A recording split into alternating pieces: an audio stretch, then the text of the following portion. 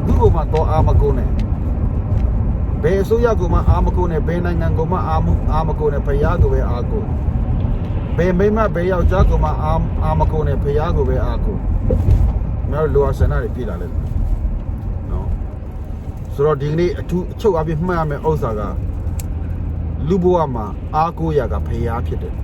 စီးပွားရေးအတွက်ခင်ဗျားတို့ဖျားကိုအားကိုးလို့ရတယ်ကျမ်းမာရေးအတွက်ဖျားကိုခင်ဗျားတို့အားကိုးလို့ရတယ်နော်နတ်ဆိုးဝိညာဉ်ဆိုးရဲ့လက်ကနေလွတ်မြောက်ဖို့အတွက်ခင်ဗျားတို့ဖျားကိုအားကိုးလို့ရတယ်ခရစ်တော်ကိုတက်သခင်ကယ်တင်ပါရှင်နဲ့ယုံကြည်လက်ခံဖို့လိုတယ်နော်ခရစ်တော်တက်သခင်ကယ်တင်ပါရှင်နဲ့ယုံကြည်လက်ခံခြင်းတွေရှိခဲ့လို့ရှိရင်ကမ္ဘာမှာဆရာကျွန်တော်ကျမ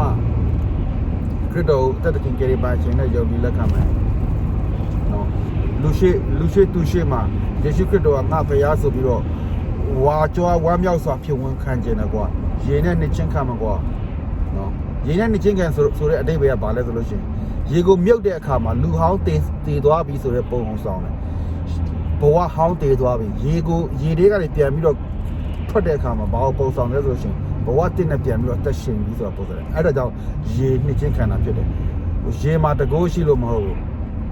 နောက်ပြီးတော့လူရှိသူရှိမှပြတယ်ယေရှုကငါရဲ့ဖခင်ပဲဖြစ်တယ်ခရစ်တော်ကငါဖခင်ဖြစ်တယ်ဆိုတော့ပြတာတချို့ကခရစ်တော်ငါဖခင်ဖြစ်တော့ပြောလို့ရှက်တယ်လို့ရှိတယ်နော်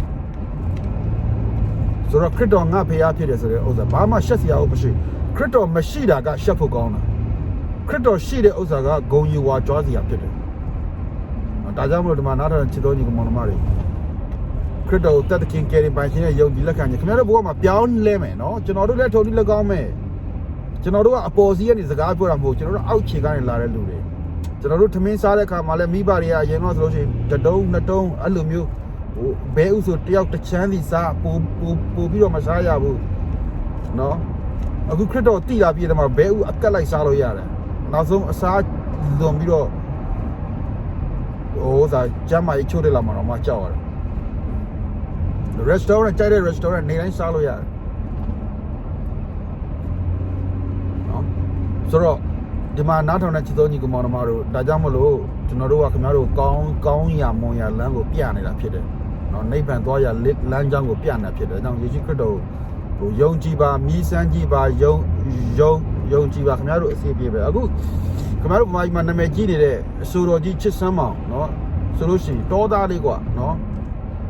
တောထဲမှာဒါပဲဖေကချင်းမြောက်တဲ့အခါမှာ